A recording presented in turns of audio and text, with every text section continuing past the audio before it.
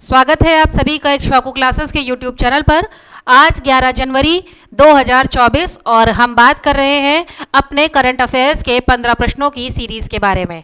देखते हैं आज के 15 प्रश्नों की सीरीज़ में आपकी स्क्रीन पर पहला प्रश्न क्या दिखा रहा है। पहला प्रश्न ये बोल रहा है कि देश में पहला नौसेना सौर संग्रहालय किस राज्य में बनाया जाएगा। तो जो नौसेना सौर संग्रहालय है वो कहां पर बनाया जाएगा ये पूछा जा रहा है।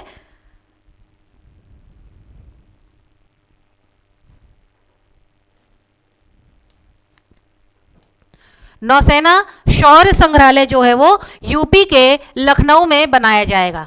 ऑप्शन ए जो है वो करेक्ट है और यदि स्थान पूछा जाए तो वो है लखनऊ।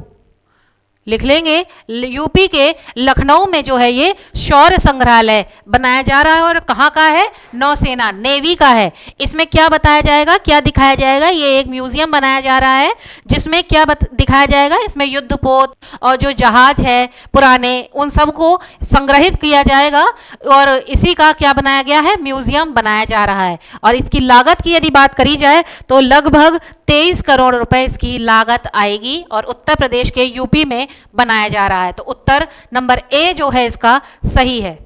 इसके बाद अब क्वेश्चन नंबर 2 पूछ रहा है, देखेंगे। क्वेश्चन नंबर 2 पूछ रहा है विद्या समीक्षा सॉफ्टवेयर सागर सारांश किसने विकसित किया है। तो सागर से सारांश जो है वो ये एक सॉफ्टवेयर है, सागर से सारांश, और ये किससे रिलेटेड है, एजुकेशन से रिलेटेड है। ये सॉफ्टवेयर है और किसने डेवलप किया है, सीबीएसई ने किया है। सीबीएसई अर्थात केंद्रीय माध्यमिक शिक्षा बोर्ड, केंद्रीय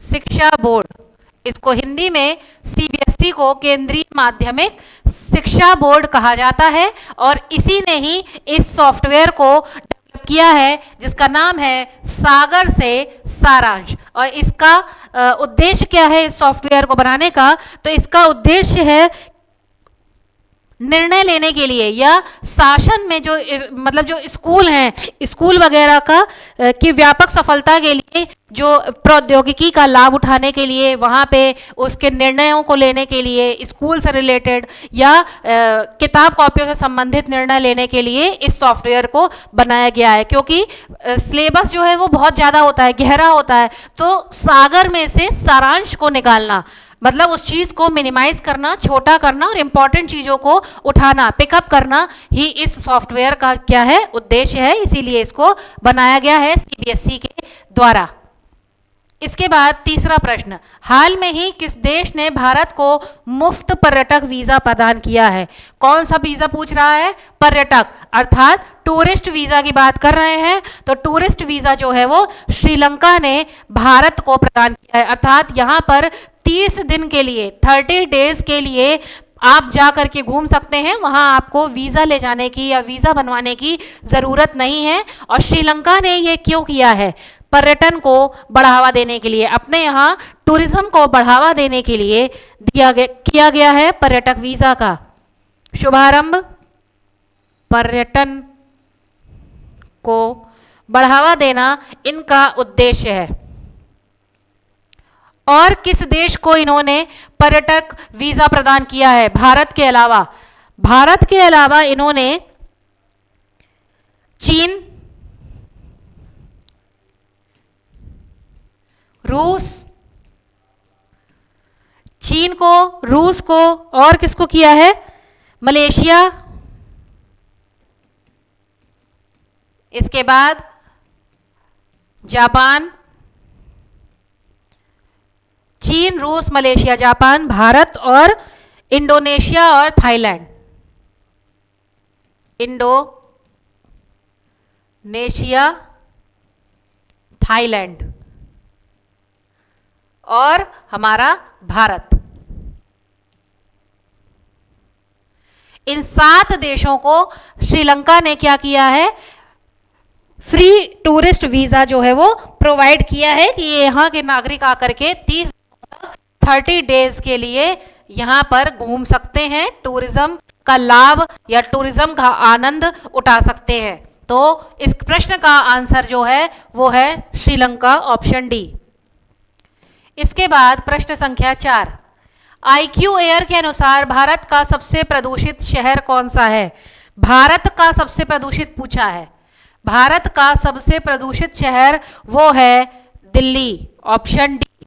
ऑप्शन डी दिल्ली है। और विश्व में अगर पूछा जाए तो ये चौथे नंबर पर आता है, 4th नंबर पर। इतना प्रदूषण है in the global index, globally यदि देखा जाए विश्व स्तर पर ये चौथे नंबर पर आता है। लेकिन इस प्रश्न में पूछा गया है भारत में, तो भारत में पहले नंबर पर प्रदूषण में दिल्ली आता है। तो option A, option D Delhi is correct.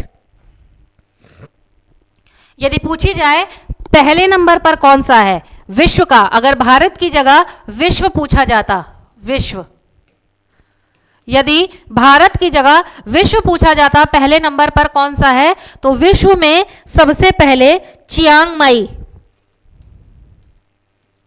Chiang Mai. और ये कहां है? थाईलैंड में। अर्थात विश्व का सबसे प्रदूषित शहर जो है वो चियांग माई है, जो कि थाईलैंड में है। दूसरे नंबर पर, ये तो पहला है, ये दूसरा है, दूसरे नंबर पर है हमारा पड़ोसी देश काठमांडू, नेपाल में काठमांडू, पड़ोसी देश नेपाल है, उसका एक शहर है काठमांडू। और तीसरे नंबर पर आता है शेनयांग, शेनयांग, शेनयांग। और ये कहाँ है? ये है चीन में। और चौथे नंबर पर आता है दिल्ली, और दिल्ली कहाँ है? भारत में। ये 4 विश्व में सबसे प्रदूषित IQ एयर के अनुसार सबसे प्रदूषित शहरों की ये लिस्ट बनाई गई है। तो मैंने आपको एक प्रश्न में 2 प्रश्न बता दिए कि विश्व में भी अगर पूछा जाए तो चियांग माई है, और भारत में पूछा जाए तो दिल्ली है सबसे प्रदूषित शहर। इसके बाद प्रश्न संख्या 5 क्या पूछ रहा है? प्रश्न संख्या 5 पूछ रहा है, जुनिपर वृक्ष किस केंद्र शासित प्रदेश का राज्य वृक्ष घोषित किया है? जुनिपर को, जुनिपर वृक्ष जो है वो कहाँ का क्या घोषित किया गया है? राज्य वृक्ष। और कहाँ का पूछा गया है? तो किस यूटी का, केंद्र शासित प्रदेश का पूछा गया है। तो इसमें देखेंगे केंद्र शासित प्रदेश में किसका किया गया है घोषित? ये किया गया है लद्दाख का घोषित। लद्दाख का राष्ट्रीय वृक्ष, राज्य वृक्ष इसको घोषित किया गया है। और अगर यहाँ के राज्यपाल का नाम आपसे पूछा जाए, यहाँ के राज्यपाल कौन है? तो राज्यपाल है BD मिश्रा, BD मिश्रा। लद्दाख के राज्यपाल हैं BD मिश्रा। कल ही मैंने आपको बताया कि जैसे जो अदर ऑप्शंस है, जो राइट ऑप्शन है उसका तो मैं डिटेल बता देती हूँ, लेकिन आप PDF जब आपने प्रिंट कराएंगे तो PDF निकाल करके उसमें जो राइट ऑप्शन के अलावा अन्य जो ऑप्शन है उनको अलग कलम से इसके राज्यपाल लिख लीजिए, यहाँ के लिख लीजिए, अदर के लिख लीजिए, और उसके बारे में जानकारी, उसकी स्थापना दिवस कब हुई थी, उसका मतलब उसके पोशाक क्या है, मतलब उसकी इंपॉर्टेंट चीजें जो हैं उसके बारे में आप अपने पेपर में स्वयं लिखें। तो इससे क्या होगा? इससे आपको जानकारी मिलेगी और इससे याद करने की क्षमता भी आपकी बढ़ेगी। जब एक ही चीज को आप 4 बार 5 बार 10 बार लिखेंगे, क्योंकि ये ऑप्शंस तो हर बार आने हैं, क्योंकि हम इंडिया की बात कर रहे हैं, और इंडिया की बात कर रहे हैं तो यही 28 राज्य और 8 केंद्र शासित प्रदेश हैं, तो यही बार बार आएंगे आपको आपके सामने किसी ना किसी क्वेश्चन में। तो इसको जब आप बार बार लिखेंगे तो ऑटोमेटिकली आपके दिमाग में बैठ जाएगा, और यदि उससे रिलेटेड कोई भी प्रश्न आपको एग्जाम में पूछा गया तो उसको आप क्या करेंगे? सही आंसर लगा लेंगे, क्योंकि वो आपकी प्रैक्टिस हो चुकी होगी, बार बार लिखने की प्रैक्टिस हो चुकी होगी। इसीलिए कहा जाता है कि लिख करके प्रैक्टिस कीजिए, लिखने की प्रैक्टिस कीजिए। याद लिखने से जल्दी होता है। जितना आप लिखेंगे, ये मत सोचिए कि कॉपी भर रही है आपकी, पेज खराब हो रहे हैं, नहीं, इससे आपकी एक तो हैंडराइटिंग सुधरेगी, दूसरी बात यह है कि आपको लिख लिख के याद होगा, ऑटोमेटिक ऑटोमेटिकली कलम उसी ऑप्शन पे जाएगी जो आपने लिखा है और आपके दिमाग में बैठ गई है बात कि हाँ ये यहाँ का ये चीज़ ये ऑप्शन सही हो सकता है, इसको मैंने दसियों बार लिखा है, लिख लिख करके याद किया है। तो आप यही एक फॉर्मूला अपनाएं याद करने का कि आप पीडीएफ निकालें, और पीडीएफ में एक ऑप्शन के बारे में तो मैं बता ही रही हूँ, और अदर जो ऑप्शन है उनके बारे में भी जानकारी निकालने की, बेसिक जानकारी, कोई बहुत उसमें डीपली नहीं घुसना है आपको, उसकी बेसिक जानकारी निकालने की क्या करेंगे, कोशिश करेंगे, और पेन से उसके बारे में थोड़ा थोड़ा लिख लेंगे। चलिए प्रश्न 5 का जो उत्तर है वो मैंने आपको बता दिया, ऑप्शन ए लद्दाख। इसके बाद प्रश्न संख्या 6 की बात करते हैं। तो प्रश्न संख्या 6 पूछ रहा है, हाल ही में यूनाइटेड स्टेट्स ग्रैंड प्रिक्स 2023 किसने जीता है? तो ये जीता है यूनाइटेड स्टेट ग्रैंड प्रिक्स 2023। ये एक मोटर रेसिंग इवेंट होता है, मोटर रेसिंग, आपने सुना होगा F1 कार रेसिंग होता है, मोटर रेसिंग, इसी को ही फॉर्मूला 1 या F1 रेस बोलते हैं। यहाँ इसमें क्या किया जाता है, गाड़ियों से रेस लगाई जाती है, एक विशेष प्रकार की कार का निर्माण किया जाता है और उससे रेस लगाई जाती है। तो इसको जीता है option number B, Max Verstappen. Max Verstappen ने इस खेल को, इस प्रतियोगिता को जीता है, ग्रैंड प्रिक्स 2023, और ये मैक्स वर्स्टैपेन के द्वारा जीती गई है। इसके बाद प्रश्न संख्या 7। प्रश्न संख्या 7 हमसे पूछ रहा है, किस कंपनी के द्वारा ऑनलाइन स्कैम से बचने के लिए हाल में ही डीजी कवच लॉन्च किया गया है? किस कंपनी के द्वारा लॉन्च किया गया है डीजी कवच?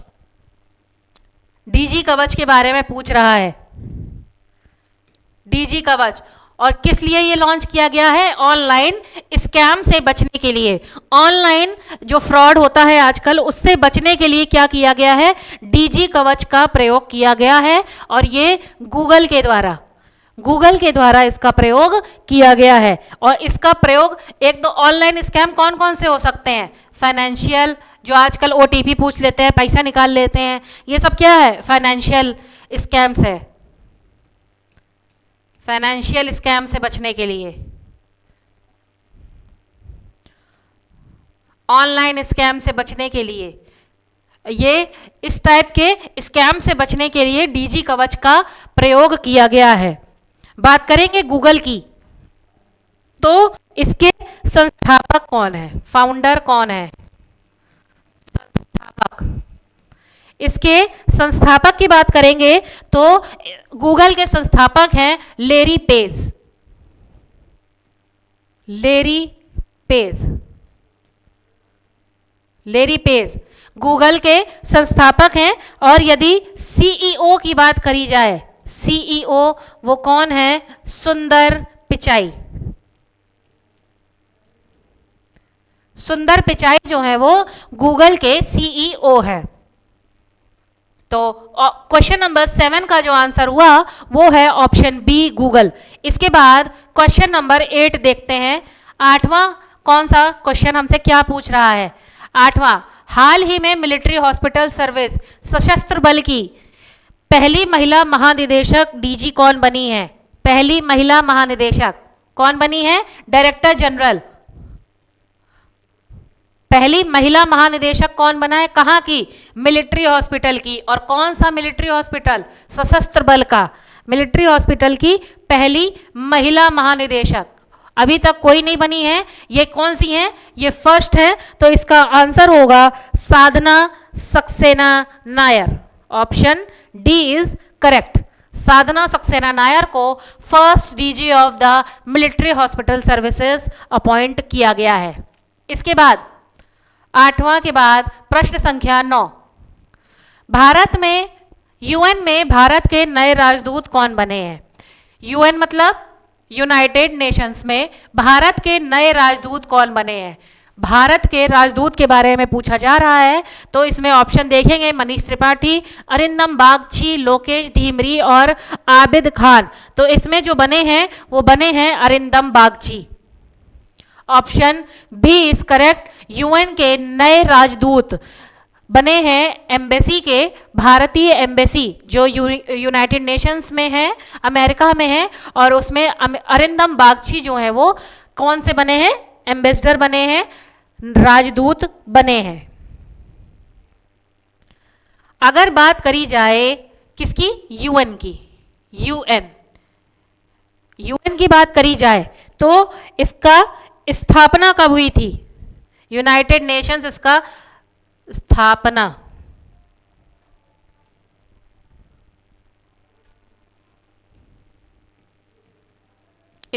कब हुई थी, संयुक्त राष्ट्र की। यूएन को बोलते हैं यूनाइटेड नेशन या संयुक्त राष्ट्र।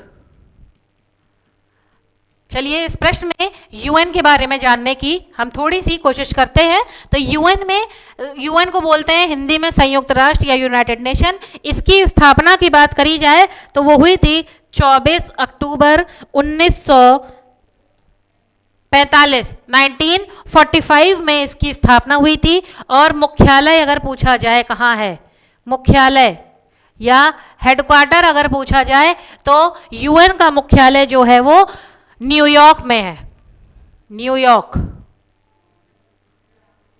और ये कहाँ है, ये है यूएसए में। इसके बाद अगर पूछा जाए इसमें कुल कितने सदस्य देश हैं, कुल कितने देशों ने की इसमें सदस्यता है, तो वो है 195 यूएन में देश शामिल हैं। यूनाइटेड नेशन के इस ग्रुप में 195 देश शामिल हैं। चलिए इसके बाद अगला प्रश्न, प्रश्न संख्या 10। प्रतिवर्ष 15 अक्टूबर को दुनिया भर में किस महापुरुष के जन्मदिन पर विश्व छात्र दिवस मनाया जाता है। किसके बारे में पूछ रहा है, विश्व छात्र दिवस। विश्व है तो कहाँ मनाया जाएगा, पूरी दुनिया में मनाया जाएगा। कब मनाया जाता है, तो वो मनाया जाता है 15 अक्टूबर को। विश्व छात्र दिवस 15 अक्टूबर को मनाया जाता है। और डॉक्टर एपीजे अब्दुल कलाम के जन्मदिन के उत्सव पर, महोत्सव पर यह विश्व छात्र दिवस जो है वो मनाया जाता है। तो ऑप्शन सी जो है वो इसका आंसर है। इसके बाद 11वां प्रश्न, यूरोपियन संसद ने किसे सखारोव पुरस्कार से सम्मानित किया गया है। कौन सा पुरस्कार पूछा है, सखारोव पुरस्कार। किसने किया है, यूरोप की संसद ने किया है। यूरोपियन पार्लियामेंट ने सखारोव पुरस्कार से किसे सम्मानित किया है, तो जीन महसा अमीनी। इनको ऑप्शन ए जो है उसको जीन महसा अमीनी को यूरोपियन संसद ने सखारोव पुरस्कार से सम्मानित किया है। और ये जो दिया गया है सखारोव पुरस्कार किस लिए दिया जाता है, मानवाधिकारों की रक्षा हेतु। मानवाधिकारों की और व्यक्तिगत स्वतंत्रता,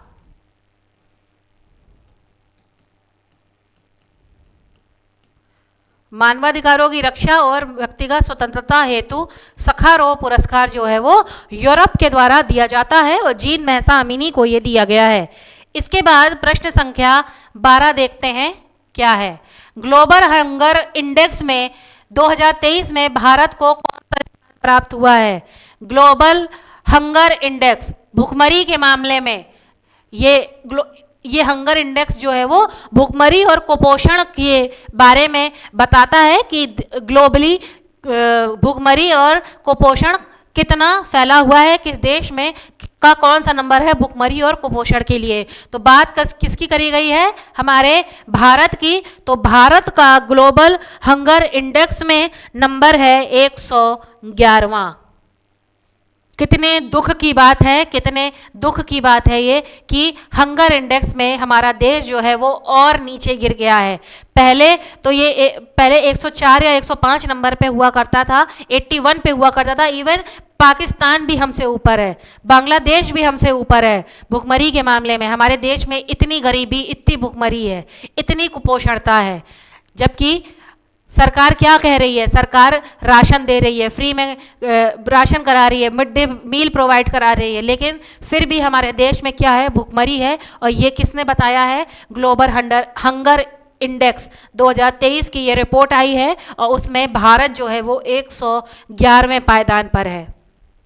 इसके बाद इस ग्लोबल हंगर इंडेक्स में टोटल 125 देशों की रिपोर्ट बनाई जाती है। 125 देशों में हमारे भारत का नंबर कौन सा है? 111वां। सोचिए आप, ये सोचने वाली बात है कि इतनी परियोजनाएं, इतनी योजनाएं, इतने अभियान चलाए जा रहे हैं, लेकिन फिर भी हमारा भारत जो है वो भूखमरी और कुपोषण का शिकार बन चुका है पूर्ण रूप से। कारण क्या हो सकता है? इसका कारण क्या है? सबसे पहले तो भूखमरी है क्यों? क्योंकि जनसंख्या वृद्धि इतनी ज़्यादा हो रही है। कुपोषण है क्यों? बच्चों को अच्छा खाना नहीं मिल रहा है। गांव के बच्चे हैं, छोटे शहरों के बच्चे हैं, छोटी जगहों से आए हुए बच्चे हैं, उनके माता पिता उनके पोषण का ध्यान नहीं रखते और पूर्ण रूप से केवल एक रोटी पर ही बच्चा नहीं निर्भर होता है कि केवल रोटी से उसको क्या मिल जाएगा, सारे पोषण तत्व, न्यूट्रिशंस मिल जाएंगे। ऐसा कुछ भी नहीं है। फल की भी ज़रूरत है बच्चे को, दूध की भी ज़रूरत है, लेकिन भुखमरी के कारण, गरीबी के कारण, और गरीबी भुखमरी क्यों है? जनसंख्या वृद्धि के कारण। हमारे देश में काम नहीं है, बेरोजगारी है बहुत ज़्यादा, उनको काम नहीं मिल रहा है, इसलिए ये सब एक दूसरे से रिलेटेड है। इसलिए हमारा भारत जो है वो ग्लोबली अगर देखा जाए तो 111वें नंबर पर है भुखमरी में, कुपोषण में। इस बात को आप याद रखेंगे। क्वेश्चन नंबर 12 का जो उत्तर है वो है 111वां नंबर, ऑप्शन डी। इसके बाद प्रश्न संख्या 13। प्रश्न संख्या 13 की बात करेंगे। चर्चित उत्सव नादा हब्बा हाल में ही किस राज्य में मनाया गया है? कौन से उत्सव की बात कर रहा है? नादा हब्बा। नादा हब्बा जो है कहाँ का उत्सव है? ये कर्नाटक का उत्सव है। राज्य पूछ रहा है तो राज्य कौन सा हो गया? कर्नाटक। नादा हब्बा जो है वो 10 दिवसीय प्रोग्राम होता है, 10 दिवसीय उत्सव होता है जो नवरात्रों के टाइम में मनाया जाता है। जब हमारे यहाँ नवरात्रे मनाए जाते हैं तो कर्नाटक में उसी नवरात्रों को क्या कहा जाता है? नवरात्रि का उत्सव होता है 10 दिनों का, और 10वें दिन ही ये नादा हब्बा फेस्टिवल मनाया जाता है विजयादशमी के रूप में। तो ये नवरात्रि का प्रोग्राम होता है, 10 दिनों तक ये चलता है, और 10वें दिन, जैसे हमारे यहाँ 9 दिन 9 देवियों की पूजा होती है और 10वें दिन विजयादशमी मनाई जाती है, उसी प्रकार कर्नाटक में 10वें दिन नादा हब्बा त्योहार मनाया जाता है। इसको मैसूर दशहरा के नाम से भी जाना जाता है। मैसूर दशहरा, इसको मैसूर दशहरा भी बोला जाता है। तो यदि ऑप्शन में या प्रश्न में नादा हब्बा या मैसूर दशहरा पूछा जाए कहाँ मनाया जाता है, तो वो कर्नाटक में मनाया जाता है। चलिए बात करेंगे आज के 14वें प्रश्न की। प्रश्न संख्या 4 क्या पूछ रहा है हमसे? प्रश्न संख्या 4 पूछ रहा है क्लॉडिया गोल्डन को किस क्षेत्र में 2023 का नोबेल पुरस्कार मिला है? नोबेल पुरस्कार, नोबेल प्राइज किसके लिए पूछ रहा है? क्लॉडिया गोल्डन को। और कब? 2023 में। नोबेल पुरस्कार जो है आप सभी जानते हैं 6 क्षेत्रों में दिया जाता है। 6 कुल मिला के 6 क्षेत्र हैं जिसमें नोबेल पुरस्कार दिया जाता है। तो इनको, जो क्लॉडिया गोल्डन है, इनको अर्थशास्त्र के क्षेत्र में ये पुरस्कार मिला है, इकोनॉमिक्स के क्षेत्र में मिला है। ये अमेरिकी इतिहासकार और क्या है? अर्थशास्त्री हैं। क्लॉडिया गोल्डन जो है वो अमेरिकी अर्थशास्त्री हैं और इतिहासकार हैं, और इनको अर्थशास्त्र के क्षेत्र में 2023 नोबेल पुरस्कार मिला है। चलिए बात करते हैं नोबेल पुरस्कार की। नोबेल पुरस्कार बात करेंगे नोबेल पुरस्कार की। तो नोबेल पुरस्कार जो है वो हर वर्ष दिया जाता है 10 दिसंबर को।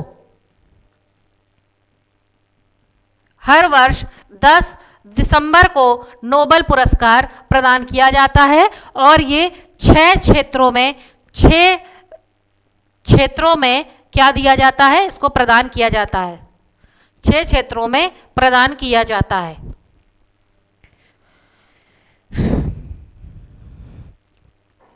मतलब हर साल 6 नोबेल पुरस्कार देते हैं, और वो क्षेत्र कौन कौन से हैं? रसायन, भौतिकी, शांति, अर्थशास्त्र, और ये हो गए। उसके बाद 5वां आता है रसायन के बाद भौतिकी, फिजिक्स, केमिस्ट्री, इकोनॉमिक्स, मेडिसिन, और उसके बाद शांति और साहित्य के क्षेत्र में ये 6 पुरस्कार मिलते हैं। इसमें शांति और साहित्य और है, ये 6 पुरस्कारों में ये अवार्ड दिए जाते हैं। और 2023 में अर्थशास्त्र में क्लॉडिया गोल्डन को यह अवार्ड दिया गया है। इसके बाद अगला प्रश्न, प्रश्न संख्या 15। आज का लास्ट प्रश्न, एशियन गेम्स 2023 में भारत ने कुल कितने पदक जीते हैं? एशियन गेम्स की बात कर रहे हैं। एशियन गेम्स 2023 में भारत ने कुल कितने पदक जीते हैं? तो टोटल 107 पदक भारत ने जीते हैं। और ये 19वां था। ये एशियन गेम्स 2023 जो था ये 19वां था। और कहाँ आयोजन इसका किया गया था? इसका आयोजन चीन में किया गया था। एशियन गेम्स 2023 जो था वो 19वां एशियन गेम था और ये चीन में इसका आयोजन किया गया था। और 20वें की अगर बात करी जाए, 20th होगा 2027 में जापान में। अगला जो होना है वो 2027 में होगा और वो कहाँ होगा? जापान में। तो आज की क्लास में 15 प्रश्नों की ये सीरीज यहीं समाप्त होती है। मिलेंगे नए प्रश्नों के साथ अगले नए दिन में। आप जुड़े रहिए सब इक्ष्वाकु क्लासेस के साथ। धन्यवाद।